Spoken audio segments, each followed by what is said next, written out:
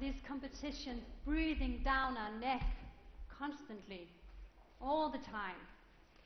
Our next speaker is a DR colleague of mine. He works in DR media and is an expert of digital media. I know that you think the most important battle right now is the battle of the internet. Please welcome Carsten Andreasen. Thank you. Thank you, Lillian. We have talked about the internet now for a very long time, but now it's getting really important. It's important for new media as a way to future-proof public service media. 10 years ago, the average share of public service broadcasters in EBU was 35%. That is now down to 29 today. That's a massive loss. When we look to Denmark, TV is still by far the largest media.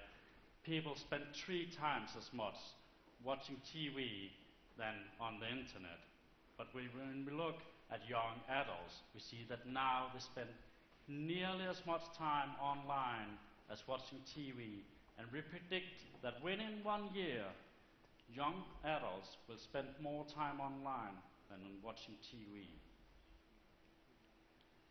Internet can no longer be considered a new media. Actually, it is an established media. If internet were television, Facebook would be the 5th largest channel in Denmark. And when we look to young adults, it will be number 3. It would be larger than the 3rd largest TV station in Denmark. That's a force we need to reckon.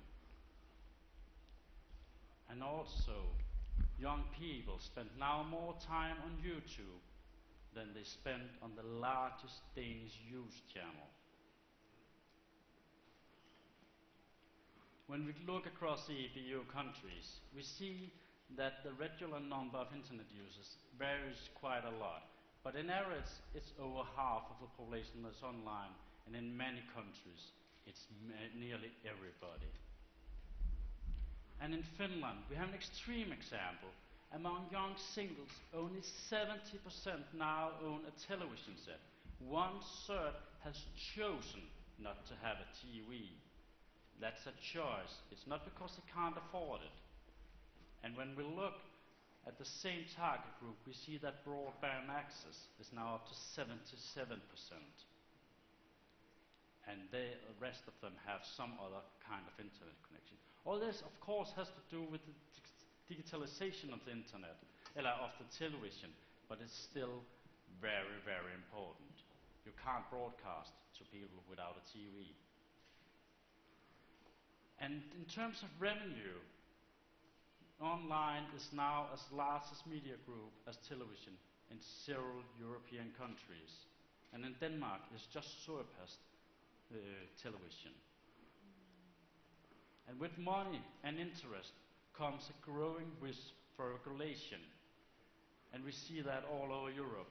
Right now there are big differences in public service remits regarding online. Some countries have nearly no rules, like Spain. Other countries, like the Netherlands, are going to be fully multimedia, which changed here in December.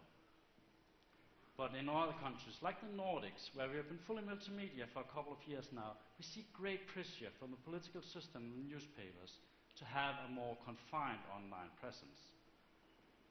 And in Germany, ARD and ZDF has been ordered to remove 80% of the online content.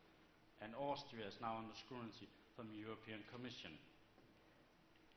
Regulation is the most important battlefield for public service broadcasters for the next couple of years. And there's many reasons to be online. I will take the 4 most significant of them. It's about reaching the audiences where they are, giving them anything, anywhere, anytime.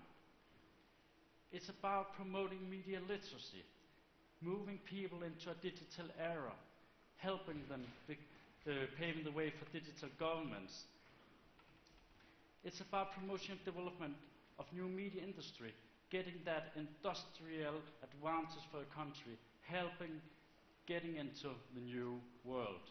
And it's about promoting online access. If you bring out the good stuff to people, they will want access, and that will make room for the infrastructure and making your country better off. Online reach is very different for the online sites of the public service broadcasters, but it's generally rather low. It's hard to be online. And shares are even lower. DRDK, the Danish Broadcasting Corporation's website, is really, really large compared to other websites in Denmark, but it only have a share of 1.2%. That's rather low compared to TV. And even Google only have a market share of 10 to 20% in most European countries. It's really, really hard to get that broad presence online. The internet is extremely fragmented, and that's part of the reason. In Denmark, we measure 250,000 websites compared to 40 TV channels. That's just to give you a picture of how fragmented this market is. And media is only a small part of all time spent online. In fact, in Denmark, Danes only spend 13% of all time online on media sites. That include newspapers, TV stations, radio stations, magazines, and all other kinds. It's only a very small part. Even social networks is now up to 25%. And being online is not only a question of streaming broadcast content. It's just as much a question of being available, anything, anywhere, anytime, being where the consumers are, the viewers. It's about supporting niches, making room for that opera channel or mountain biking channel. And it's about being interactive, providing access to the conversations of the people, giving, whether it's a health community or discussions about the latest reality show, but supporting and using that powers of the internet. In summary, the political climates are very different, but they're under pressure all over the EU, EBU, especially after the European Commission has gone in and looking at this area. And genuine online presence is difficult, but it is so important to future-proof public service media. Thank you. Thank you very much, Carsten. The last speaker of today, he probably doesn't need an introduction. He's been the main chief here since 2005. He will remind